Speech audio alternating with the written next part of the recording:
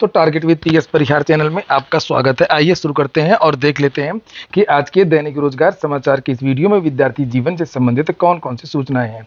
तो वीडियो को जल्दी से लाइक कर दें, शेयर कर दें। जिन छात्रों ने चैनल को अभी भी सब्सक्राइब न किया हो तो जल्दी से सब्सक्राइब कर लें, ताकि आप लोगों को इसी प्रकार की ऑथेंटिक और सॉलिड अपडेट से सबसे पहले मिलती रहे। चलिए शुरू करते हैं। आगे बढ़ने से पहले एक सूचना, विद्यार्थी पीसीएस 2022 की तैयारी कर रहे हैं या 73वीं बीपीएससी की तैयारी वाला बीपीएससी वाला प्लेटफॉर्म पर आकर के अपनी तैयारी पूरी कर सकते हैं।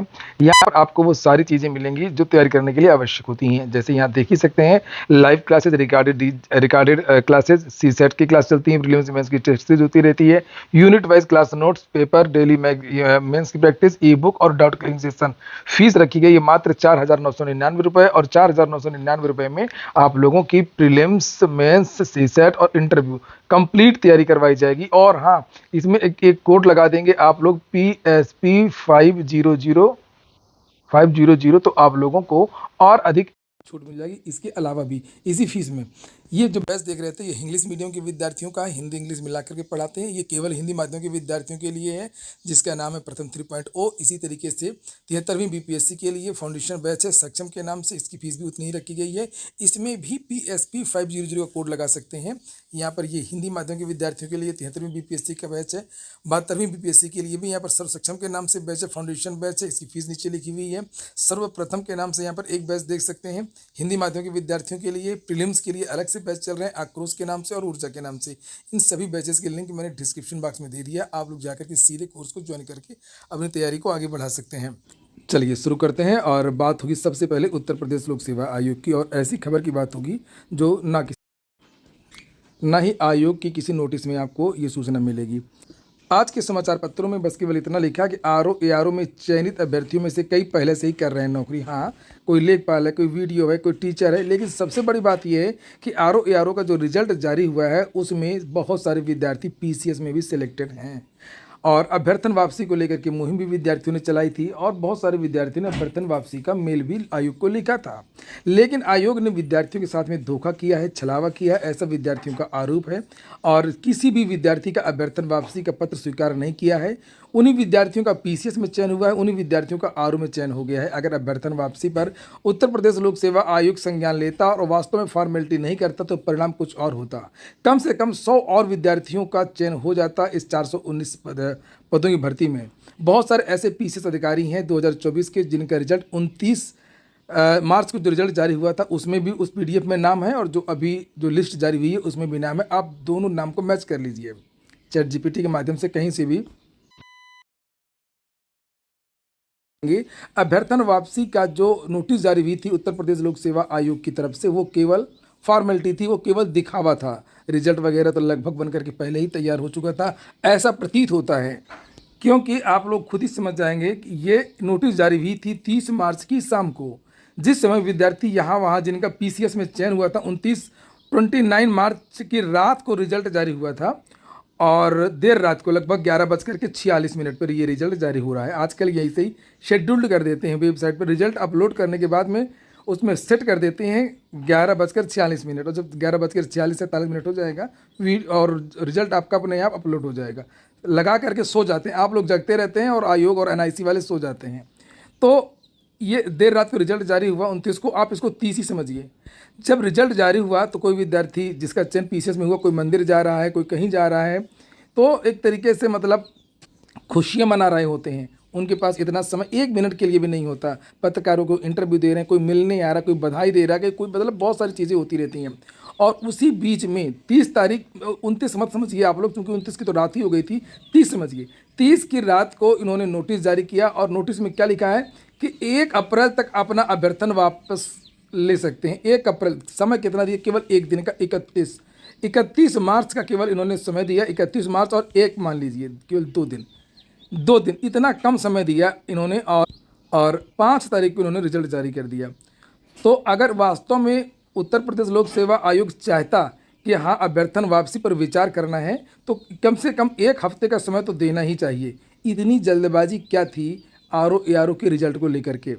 कम से कम 100 सीटों का नुकसान हो गया। आपने देखा भी होगा, अभ्यर्थन वापसी की एक लिस्ट वायरल हो रही थी जिसमें 99 विद्यार्थियों के नाम थे। 99 विद्यार्थियों के नाम थे, जो ये दावा किया जा रहा था विभिन्न प्रकार के टेलीग्राम चैनल, हालांकि मैंने टेलीग्राम चैनल पर वो नहीं डाला था, वो जो लिस्ट थी, लेकिन बहुत सारे टेलीग्राम चैनल और बहुत सारे लोगों ने इस मुहिम में भाग लिया था। क्योंकि मुझे अंदेशा था इस बात को लेकर के कि ये लोक सेवा आयोग नहीं करेगा, ये केवल फॉर्मेलिटी है। हालांकि मैंने अपील बनी थी उसको लेकर के मैंने 3-4 वीडियो बनाए थे, छात्रों से मैंने कहा था कि अभ्यर्थन वापसी के इस मुहिम में शामिल हों। तो ये एक बहुत बड़ा झटका है। कम से कम 100 लोगों का लाभ हो जाता जिनके नंबर कम थे, जो जिनको झटका लगा है आरओ का। आरओ के रिजल्ट की एक और खासियत है कि इस बार जिस तरीके से पीसीएस में चयन हुआ है उस तरीके का जो चयन है आरओ में नहीं हुआ है। और दूसरी बात कि 419 सीटों में से आप खुद रिजल्ट उठा करके देख लीजिए, इसमें जो समान वर्ग के विद्यार्थी हैं उनका चयन केवल 77 के आसपास हुआ है। और उसमें जो ये समान वर्ग की जो सीटें होती हैं उसमें दूसरे राज्यों के विद्यार्थी भी आते हैं, तो दूसरे राज्य के विद्यार्थियों के लगभग 38 चयन हुआ है, ये जानकारी निकल करके आई है। और लगभग 68 विद्यार्थियों का जो चयन हुआ था वो पीसीएस में हुआ था, तो दूसरे राज्य के विद्यार्थी भी काफ़ी ज़्यादा आ रहे हैं। तो इसी से जो शिक्षक भर्ती के छात्र हैं वो थोड़ा सा दुखी हैं कि दूसरे राज्य में यूपी के लोगों की रोक लग गई है, सभी ने डोमिसाइल लागू कर दिया, तो यूपी में क्यों नहीं हो रहा है, यूपी में क्यों भंडारा खुला हुआ है। इसी को लेकर के ज्ञापन दिया जा रहा है लगातार शिक्षा सेवा चयन आयोग में।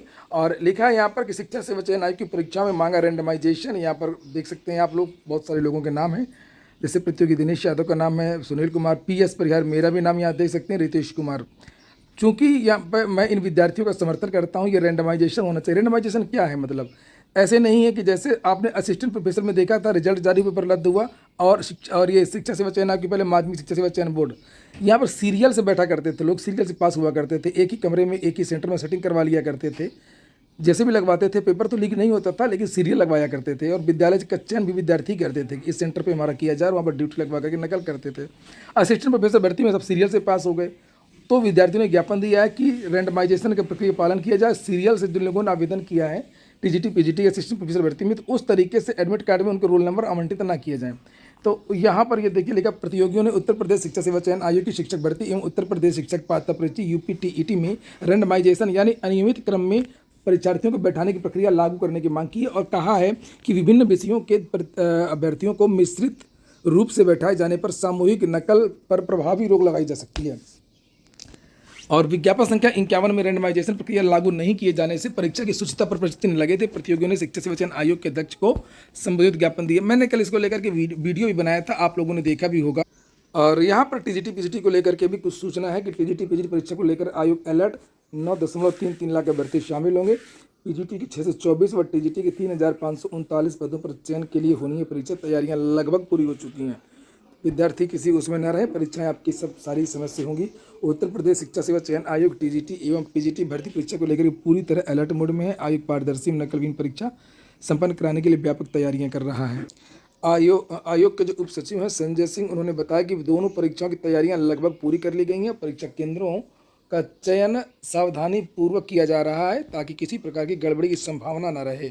आयोग की प्राथमिकता है पारदर्शी, निष्पक्ष एवं नकल विहीन परीक्षा कराना। अगली सूचना UPSSC की है। UPSSC से एक और नई भर्ती आबकारी सिपाही का विज्ञापन जारी हो गया है। 722 पदों पर यह भर्ती है और यहाँ पर इसको लेकर के कल मैंने वीडियो बना दिया है डिटेल्ड, तो आप लोग जाकर के देख सकते हैं। पीटी पास विद्यार्थी इसमें आवेदन करेंगे। इंटरमीडिएट योग्यता मांगी गई है और 1.67.6 सेंटीमीटर की इसमें हाइट मांगी गई है। 4.8 किलोमीटर की दौड़ 25 मिनट में मांगी गई है। अगर आप इतना कर सकते हो तो इस भर्ती के लिए आवेदन कर सकते हैं। 18 से 40 के बीच के युवा इसमें आवेदन करेंगे। और वहीं पर अगर हम लोग छात्राओं की बात करें तो उनके लिए 152 सेंटीमीटर की हाइट मांगी गई और 2.4 किलोमीटर की दौड़ उनको 14 मिनट में लगानी है। अगली जो सूचना है वो बिहार तकनीकी सेवा आयोग की भर्ती को लेकर के है। प्रयोगशाला सहायक के पदों पर मौके 1051 पदों पर यह भर्ती हो रही है। 6 मई इसकी लास्ट डेट है। मध्य प्रदेश पुलिस भर्ती आई है होमगार्ड और अन्य पदों पर 679 पदों पर। राष्ट्रीय जांच एजेंसी से भी वैकेंसी 29 पदों पर। अनुभाग अधिकारी आदि की इसकी लास्ट डेट 18 मई है। और भारतीय रेलवे वित्त निगम से भी 23 पदों पर भर्ती चल रही है। 1 मई इसकी लास्ट डेट। 18 से 30 के बीच के युवा आवेदन कर सकते हैं।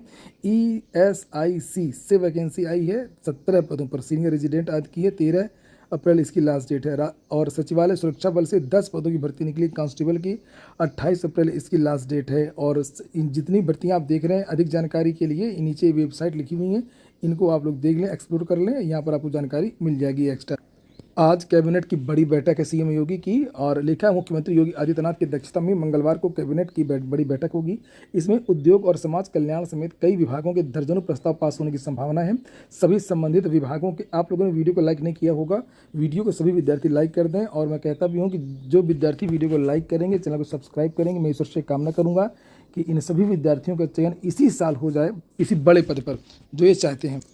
और अगली जो मुख्य खबर है वो नीचे लिखा है कि कैबिनेट में शिक्षा मित्रों व अनुदेशकों का मानदेय बढ़ाने का प्रस्ताव भी आ सकता है। प्रदेश के 1.45 लाख शिक्षा मित्रों को 18,000 और 25,000 अनुदेशकों को 17,000 रुपये मानदेय देने की घोषणा की गई है। हालांकि इस पर पहले ही सहमति बन चुकी है, बस केवल कैबिनेट की मुहर लगना बाकी है। यूपी में 25 लाख युवाओं को लैपटॉप का रास्ता भी साफ होगा। मुख्यमंत्री योगी आदित्यनाथ की अध्यक्षता में प्रदेश कैबिनेट की बैठक में मंगलवार को प्रातः 10:30 बजे होगी, और लोक भवन में होने वाली इस बैठक में दर्जन भर से अधिक प्रस्ताव हैं। जैसे लिखा कि कैबिनेट में जहां स्वामी विवेकानंद योजना के तहत 25 लाख युवाओं को लैपटॉप दिए जाने का रास्ता साफ हो सकता है, और इसके लिए अंतिम बिड की सेवा शर्तों को कैबिनेट से मंजूरी मिल सकती है। इसके साथ ही प्रदेश के शिक्षा मित्रों अनुदेशकों को मानदेय वृद्धि का तोहफा दिए जाने के प्रस्ताव को भी हरी झंडी मिल सकती है। वहीं पर जो एक कभी आपने सुना होगा कि पीपीपी के आधार पर परिवहन विभाग को लाना है, तो उसके लिए भी यहाँ पर है पब्लिक प्राइवेट पार्टनरशिप मॉडल पर बस अड्डों के विकास, और बलरामपुर के तुलसीपुर, ये सब चीज़ें लिखी हुई हैं। भारत इलेक्ट्रॉनिक्स लिमिटेड से वैकेंसी है, अब यहाँ पर देख सकते हैं अभियंता की है। नगर विकास एवं आवास विभाग से भी एक वैकेंसी है मुख्य अभियंता की, इसको भी देख सकते हैं। 4 पदों पर ये विज्ञापन निकला हुआ है। आज के वीडियो में इतना ही। पूरा वीडियो सुनने के लिए बहुत बहुत धन्यवाद, और फिर से कहूँगा कि आप लोग वीडियो को लाइक अवश्य कर दिया करिए।